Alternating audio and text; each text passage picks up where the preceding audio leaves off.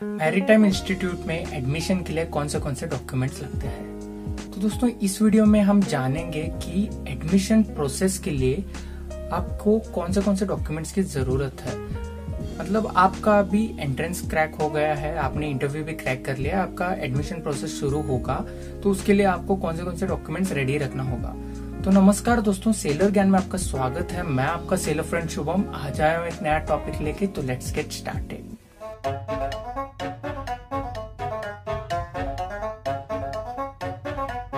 तो दोस्तों जो अब मैं आपको डॉक्यूमेंट्स बताऊंगा वो आपके कोर्स के अनुसार ऊपर नीचे वेरी होंगे, मतलब सेम एग्जैक्ट नहीं होंगे। लेकिन अगर आप मान लीजिए कि आप जीएमई कर रहे हो तो जीएमई के लिए आपको डिग्री के भी डॉक्यूमेंट्स लगेंगे।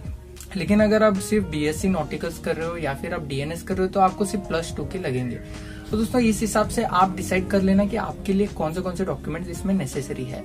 तो चलिए अभी बात करते हैं डॉक्यूमेंट्स की। तो सबसे पहले और फॉरमोस्ट आपको लगता है पासपोर्ट। दोस्तों देखो, एक याद रखो कि आप अगर मर्चेंट नेवी में आ रहे हो तो पासपोर्ट इज वेरी इंपॉर्टेंट, क्योंकि पासपोर्ट के बिना आप कुछ नहीं कर सकते। आपको सीडीसी अप्लाई करने के लिए पासपोर्ट लगेगा, आपको इंडोर्स नंबर के लिए पासपोर्ट लगेगा, आपको एसटीसीडब्ल्यू के लिए पासपोर्ट लगेगा। तो हर जगह पे आपको पासपोर्ट लगेगा। तो एक याद रखिए कि अगर आपने पासपोर्ट अप्लाई किया है और आपके पास है तो सही है। अगर आपके पास अभी तक आपने अप्लाई नहीं किया तो आप अप्लाई करो और मेक श्योर कि उसमें कोई गलती ना हो। कुछ भी गलती नहीं चलेगी पासपोर्ट में, स्पेलिंग मिस्टेक या फिर एड्रेस मिस्टेक वो सब कुछ नहीं चलेगा। तो मेक श्योर कि आप जब पासपोर्ट अप्लाई करोगे तो वो पूरा परफेक्ट रहेगा। तो इसके बाद आपको डॉक्यूमेंट लगेगा आपका medical certificate. DG approved doctor के पास से आपको एक मेडिकल सर्टिफिकेट मिला होगा। अगर आपने जो मेडिकल किया है वो कॉलेज थ्रू ही किया है तो कॉलेज के पास ही डायरेक्ट वो मेडिकल सर्टिफिकेट जाएगा। लेकिन अगर आपने कॉलेज थ्रू नहीं किया, आपने खुद पर्सनली किया है तो वो आपको सर्टिफिकेट देगा, तो वो आपको सबमिट करना पड़ेगा। और इसके बाद होता है आपका 10th का मार्कशीट। दोस्तों 10th का मार्कशीट आपको बहुत इंपॉर्टेंट होगा, क्योंकि उसमें बर्थ डेट होता है, तो उसी के हिसाब से कॉलेज आपको आपका एज लिमिट के हिसाब से ही लेगा। तो आपका 10th का मार्कशीट इंपॉर्टेंट है। इसके बाद आपको डॉक्यूमेंट लगेगा, इधर आपको 10th 12th या फिर आपका डिप्लोमा या फिर बीटेक, इन सभी में से आपको एक सर्टिफिकेट चाहिए जिसमें आपका इंग्लिश का मार्क्स है। मतलब मर्चेंट नेवी के हिसाब से आपको 50% मार्क्स चाहिए इंग्लिश में। तो आपको इन सभी डॉक्यूमेंट्स में से किसी एक सर्टिफिकेट में चाहिए कि आपका 50% इंग्लिश में मार्क्स है। इसके बाद में वाला सर्टिफिकेट है अगर आप डिप्लोमा होल्डर या फिर बीटेक डिग्री होल्डर है, तो इसके लिए आपको आपके हर सेमेस्टर के मार्कशीट्स चाहिए और आपका जो फाइनल डिग्री का सर्टिफिकेट होता है वो भी रहेगा।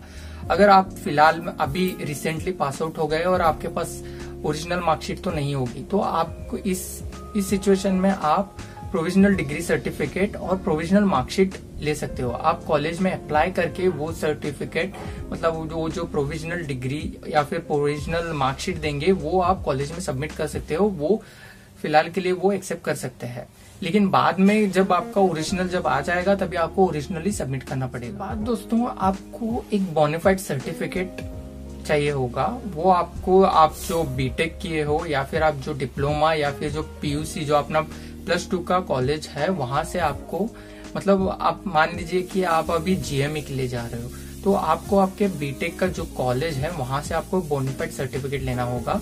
और ये हर जो मैरीटाइम इंस्टीट्यूट्स हैं इनका एक अलग पैटर्न होता है, उस पैटर्न में आपको टाइप करवाना होगा कॉलेज से और फिर वो वाला आपको सबमिट करना होगा। इसमें इस बोनाफाइड सर्टिफिकेट में लिखा हुआ होता है कि आप इसी कॉलेज के स्टूडेंट हो और आपका यूनिवर्सिटी का नंबर वो सब रजिस्टर्ड होता है, तो वो वाला सर्टिफिकेट आपको लगेगा। इसके बाद आपको लगेगा एडमिशन कंफर्मेशन लेटर। कॉलेज आपका जो भी इंस्टीट्यूट है वो आपका इंटरव्यू वो सब लेने के बाद जब आप सिलेक्ट हो गए तो आपको एक एडमिशन लेटर देगा। वो वाया पोस्ट आएगा आपके घर या फिर आपके इन हैंड भी वो दे देंगे। तो वो लेटर आपको लगेगा एडमिशन के टाइम पे, क्योंकि आप जब कॉलेज में जाओगे तो आपकी कुछ पहचान नहीं रहेगी वहां पे। तो आपको अगर आपने लेटर ऑफिस में दिखा दिया तब उसके बाद आपका नेक्स्ट प्रोसेस शुरू होगा। तो इसके बाद और एक लेटर आपको लगता है एंटी रैगिंग का लेटर। ये कॉलेज आपको पूरा पैटर्न दे देती है, तो इस पैटर्न में आपको टाइप करवाना होता है। इस एंटी रैगिंग लेटर में लिखा हुआ रहता है कि अगर आप कोई रैगिंग के केस में वो सब अगर आप फंस गए तो आपको एक्सपेल करने का पावर है कॉलेज के पास।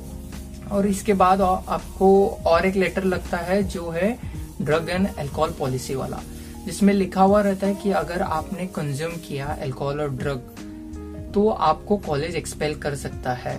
तो और इस लेटर पे आपके पेरेंट्स के कंसर्न मतलब पेरेंट्स की सिग्नेचर भी लगती है कि आप वो सब कुछ नहीं करोगे। इसके बाद दोस्तों आपको अंडरटेकिंग लेटर भी लगता है और इसके बाद आपको फोटोज भी लगते हैं मैट फिनिश वाले, कुछ 20 से 25 फोटोज लगेंगे। ये फोटोज हर जगह पे यूज आते हैं, जैसे आपके एडमिशन के लिए यूज आएंगे। वो कॉलेज एक ही बार ले लेता है, वो बार बार आपसे फोटोज नहीं मांगेगा, इसलिए 20-25 एक ही बार ले लेते हैं। और वो आपके सीडीसी के लिए, आपके इंडोर्स के लिए वो सब एक ही बार लेके वो सब यूज करते हैं। और एक ध्यान में रखिए कि ये मैट फिनिश में होता है फोटोज और इसके साइज अलग होता है, ये पासपोर्ट साइज का नहीं होता। वो कॉलेज वाले आपको बता देंगे कि कौन सा साइज के फोटोज आपको लेना है। और इसके बाद में अगर आप स्पॉन्सर्ड कैंडिडेट हो और आपके पास स्पॉन्सरशिप लेटर हो तो वो भी आपको कॉलेज को देना पड़ता है कि हम इस कंपनी में स्पॉन्सर्ड है, तो ये कंपनी का लेटर है करके वो आपको सबमिट करना पड़ता है। इसके बाद आपको एडवोकेट के पास जाके एक बॉन्ड पेपर पे 50 या 100 रुपीज का बॉन्ड पेपर वो आपको कॉलेज बता देगा कि कौन से बॉन्ड पेपर पे उस पे ये सब आपको टाइप करना होता है। कॉलेज कुछ गाइडलाइंस दे रहे थे, वो सब टाइप करके आपको वहां पे नोटरी करवा के वो भी कॉलेज में सबमिट करना होता है। और कुछ कॉलेजेस आपको शिपयार्ड में लेके जाते हैं आपके ट्रेनिंग प्रोग्राम के लिए, तो वहां पे वो शिपयार्ड का भी लेटर होता है, तो आपको वो भी भरना होता है, उसे भी भर के आपको सबमिट करना होता है। तो दोस्तों ये थे बेसिक डॉक्यूमेंट्स एडमिशन के लिए। आशा करता हूँ कि आपको ये वीडियो अच्छी लगे। अगर वीडियो अच्छी लगी तो लाइक कीजिए, शेयर कीजिए, सब्सक्राइब कीजिए और stay tuned for more videos. Thank you.